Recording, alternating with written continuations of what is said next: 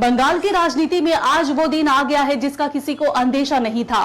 200 से ज्यादा सीटों के साथ भाजपा ने बंगाल के सिंहासन पर कब्जा कर लिया है।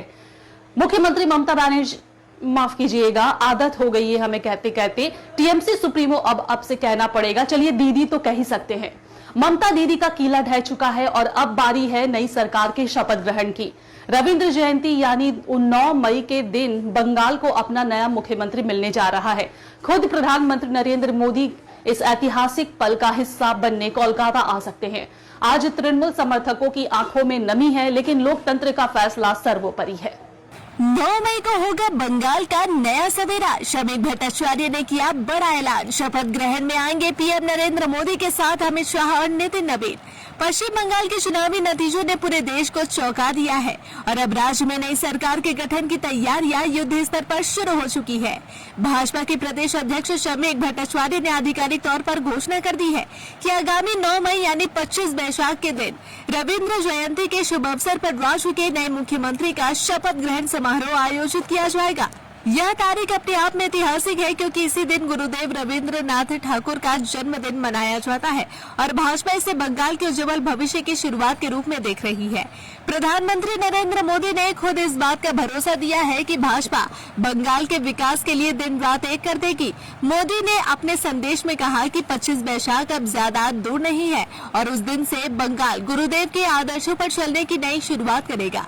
सूत्रों की माने तो इस भव्य समारोह में प्रधानमंत्री के साथ गृह मंत्री अमित शाह और नितिन नवीन जैसे दिग्गज नेता भी मौजूद रहेंगे। अब सवाल यह उठता है कि बंगाल का नया मुख्यमंत्री कौन होगा। अमित शाह ने चुनाव प्रचार के दौरान इस बार कहा था कि बंगाल का मुख्यमंत्री इसी मिट्टी का लाल होगा, जो बंगाली हो या बांग्ला माध्यम से पढ़ा हो। मुख्यमंत्री की दौड़ में सबसे आगे शुभेंदु अधिकारी का नाम चल रहा है, जिन्होंने इस चुनाव में भाजपा के लिए जान फूंक दी।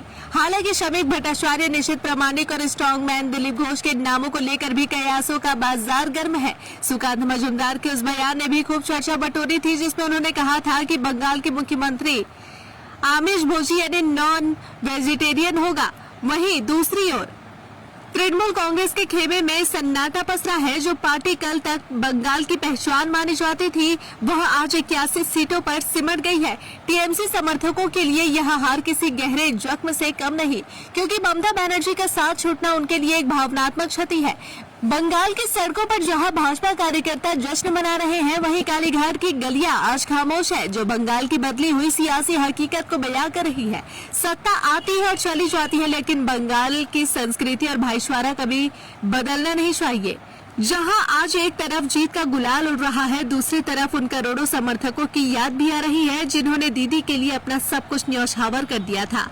अब उम्मीद है कि नई सरकार उन सभी के जख्मों पर मरहम लगाएगी और बंगाल को वाकई सोना बांग्ला बनाएगी। देखते रहिए न्यूज टैग इंडिया, हालाते बंगाल। शपथ कब तक होने की उम्मीद है? और उम्मीद नहीं तो प्रधानमंत्री जी कल घोषणा कर दिया 25 वैशाख 9 में रविंद्रनाथ ठाकुर का जन्मदिन, उसी दिन में ये सरकार शपथ लेगी। एक जो सवाल है, बहुत भारी संख्या में लोग आए, लोग कह रहे थे देश के हर कोने से आए, देश के ही नहीं, सुनने में आया कि विदेश के कोने से भी लोग आए, अपना मत देकर गए।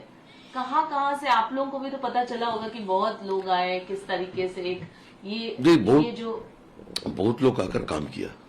पहले तो मैं नमन करता हूं ये सारे जो माइग्रेंट लेबर्स है, उसको इतना कठिनाई के बावजूद उन्होंने अपने जेब से पैसा खर्च करके, सब जगह बीजेपी का व्यवस्था नहीं था, वो आया वोट डालने के लिए। जो रोजमर्रा का जीवन जीता है, मजदूरी करना जिसका काम है, वो भी अपने दायित्व निभाने के लिए यहाँ आया और हमको आशीर्वाद देके गया।